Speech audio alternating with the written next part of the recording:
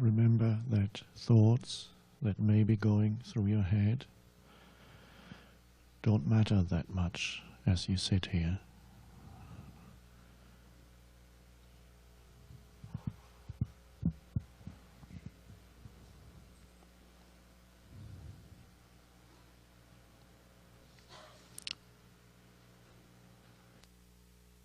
There's a stillness underneath the thoughts and in between.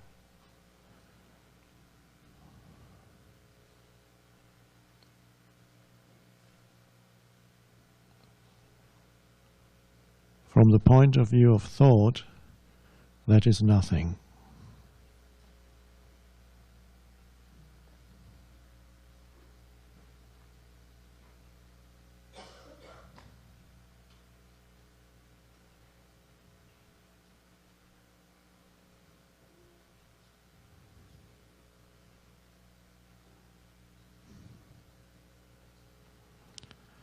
An alert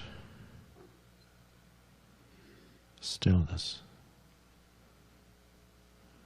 It's in everyone, even those who are completely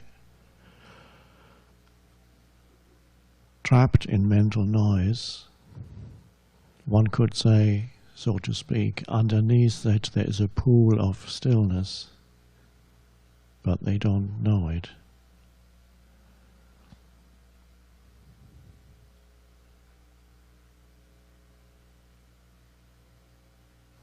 And that stillness, as it arises, when the screen of thought loses its density,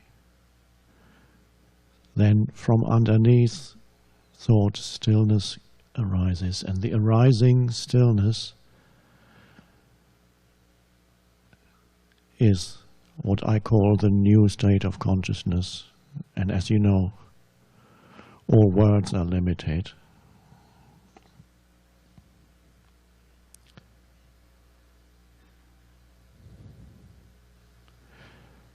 And the reason why we are here is to allow that to happen. And in many of you, even before you came here, that arising was already happening. So here there is an intensification of it, or a deepening. And as I pointed out yesterday, you're not really here to add anything to your mind. That's fine. Those you can go to lectures at universities and add things to your mind. That's fine, but the reason why we are here is not that. Pointers,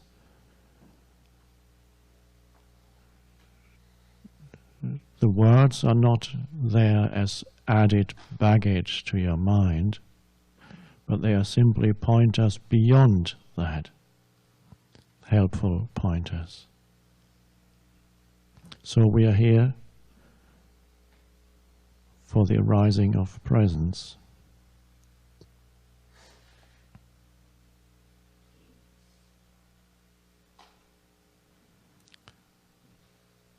One could say an evolutionary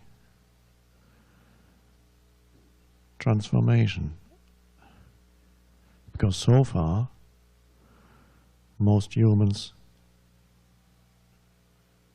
have lived and are living in a very different state, the normal state of consciousness,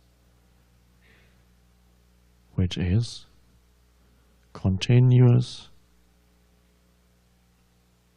thought streams and identification with those continuous thought streams as a self, a me. So everyone carries a heavy burden of personal selfhood, if that's a word that exists. I think it does. Everyone carries the burden of a personalized me, contracted and personalized sense of self.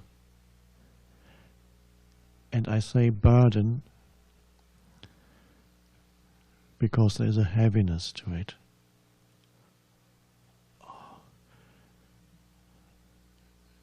And as you go through life, you feel this heaviness, and people perceive it as the heaviness of living.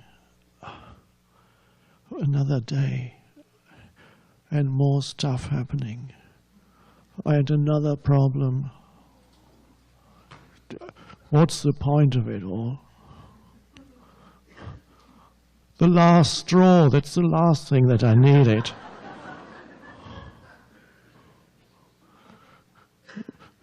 So there's the burden, and then there comes the last straw.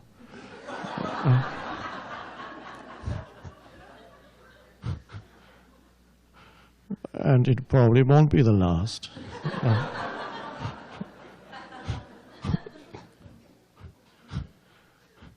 And so there's this heaviness of me.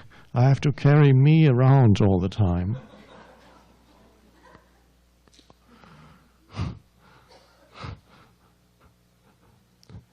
And if that weren't enough,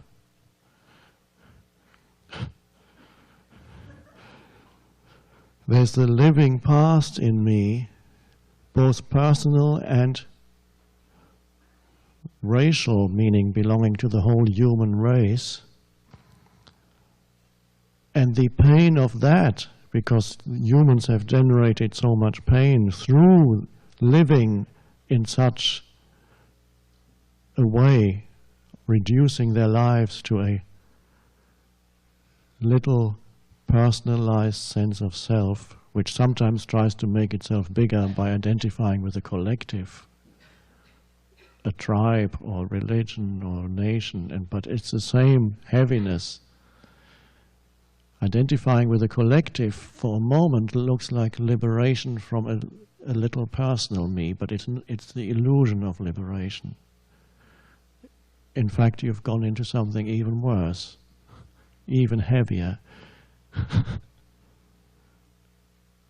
So then humans carry pain inside from the human past, emotional residue of emotional pain, of suffering. And they don't see it as that. Through unconscious identification with it, it becomes part of one's personalized sense of self.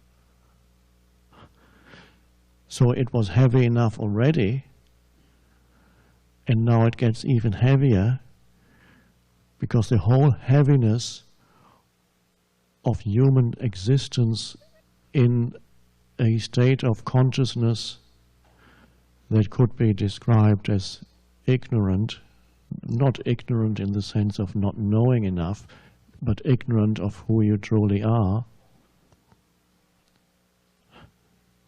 So you carry the burden, really, of the whole of humanity with its heavy past,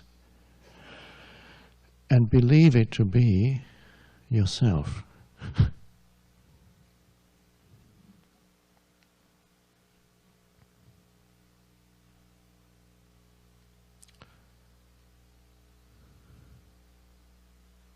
And then you interpret whatever is happening around you through that. And you can imagine, and perhaps you know from your experience, I know it from my past experience, how distorted everything gets when you interpret the world around you through the heaviness of a painful, often, more often than not, painful, personalized sense of self, of me. And then you see all those situations out there and all those people out there that seem to have been put there by some demon to make my life painful. That's the interpretation. And that's what it looks like. That's what the world looks like from that point of view, ultimately illusory viewpoint, perspective. And then you begin to fight against situations and people because you perceive them as your enemies.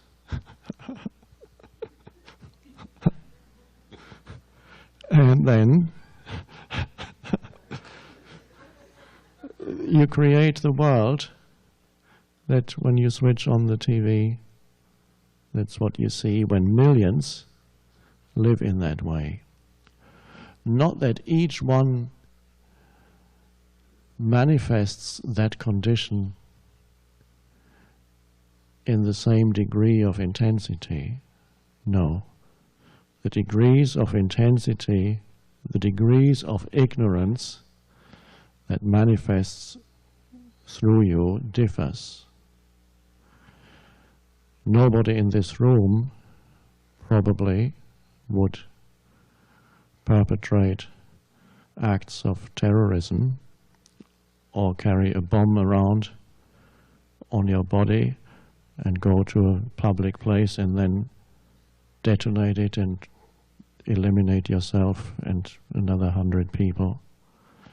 That requires extreme degree of ignorance, but it is the same mechanism at work, the same misinterpretation, the same fighting the external enemy to get rid of my pain.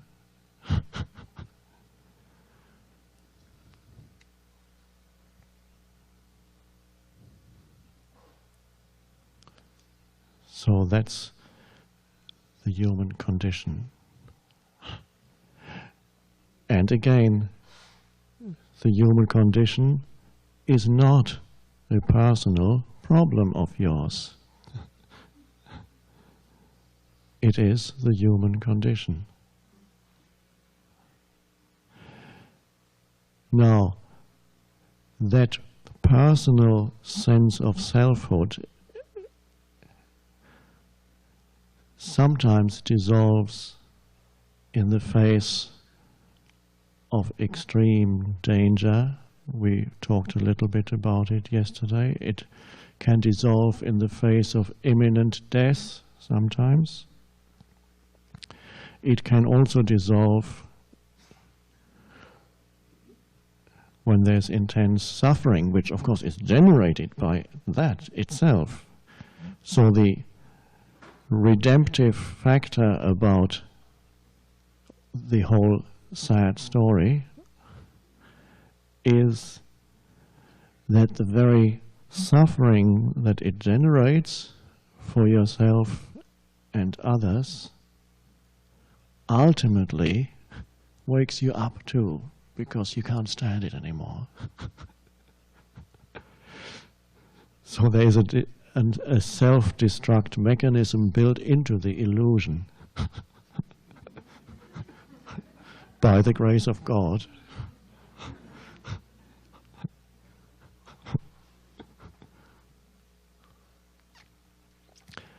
But that could take time.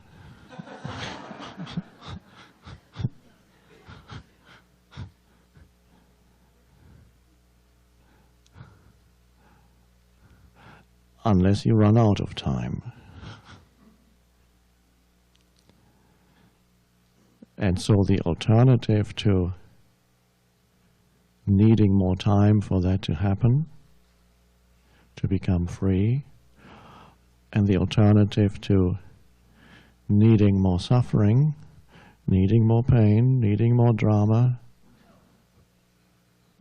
until finally you can't stand it anymore. The alternative to that is sitting here. and in a much more gentle way, allow that personalized sense of self to dissolve, because it wants to dissolve, or rather something is emerging from underneath that wants to, it's pushing through. So when I said it wants to dissolve, that's not quite true. It doesn't want to dissolve. It does and it doesn't. It wants to continue. It has a momentum. But ultimately, it also wants its own destruction. Yes, the two are true. And you can see it in excessive cases of extreme manifestations of that so unconscious state, that it seeks its own destruction. If it can destroy others in the same process, so much the better.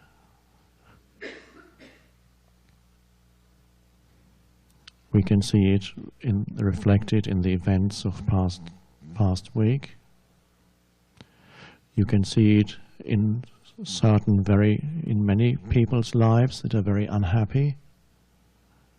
A self-destructive urge in many, almost addictive. I certainly had it, and it worked. The self-destructed itself.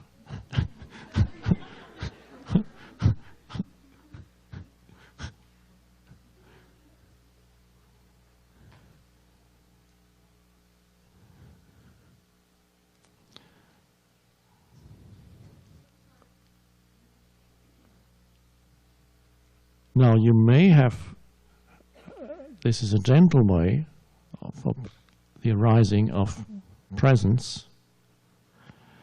You may already have gone through more violent forms of transformation, of suffering. You've had your suffering.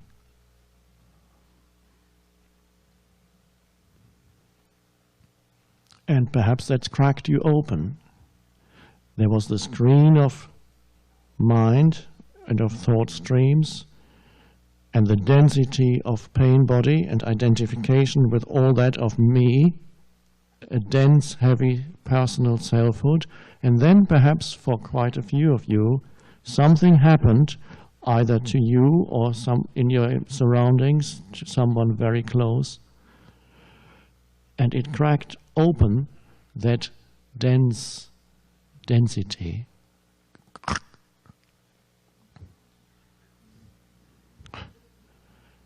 And whether it was some great loss,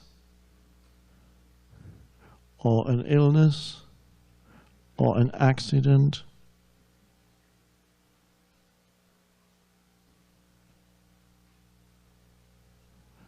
or suffering or death of someone very close to you, the crack appeared. And at first, of course, a crack like that is very painful. Nobody likes to be hit on the head. And then you begin to realize the enormous grace that is suddenly in your life and that came into your life because of that.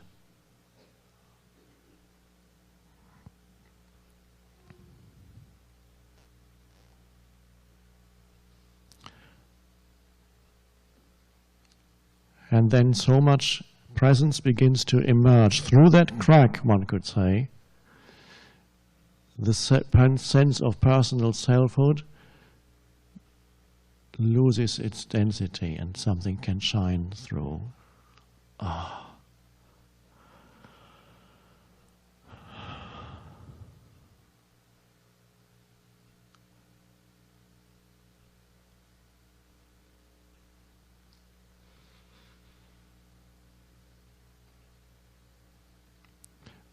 And with that comes a depth, because you have no depth. You have depth, but you don't know it when there is only that screen.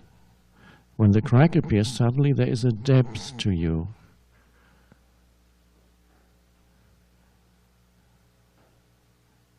Somebody that I watched on television the other day talking about the disaster of last week actually said, the writer, she said she perceived through the suffering there was a deepening, a shift from type A personality and a deepening in the collective psyche of this country. And that may be the case because all these things apply whether on the personal or collective level.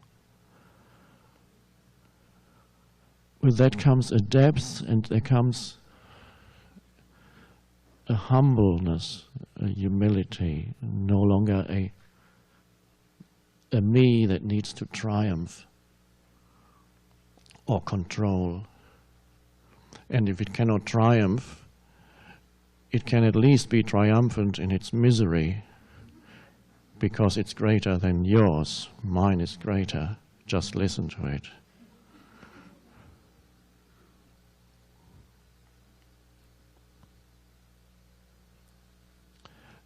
And then a point is reached, and many of you, most of you, perhaps all of you, have reached the point where there's already presence arising. Not continuously, it can get covered up again occasionally, yes.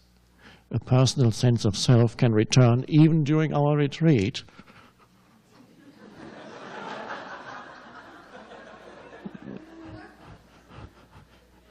The complaining heavy me is back.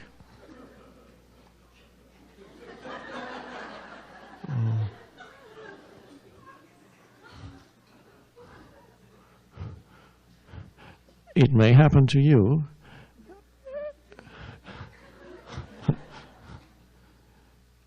It can come upon you suddenly as you sit here. And you may have to run out of the room.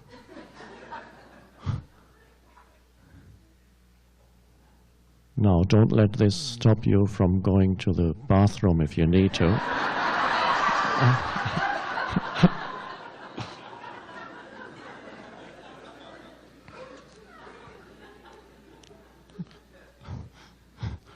What are they going to think of me?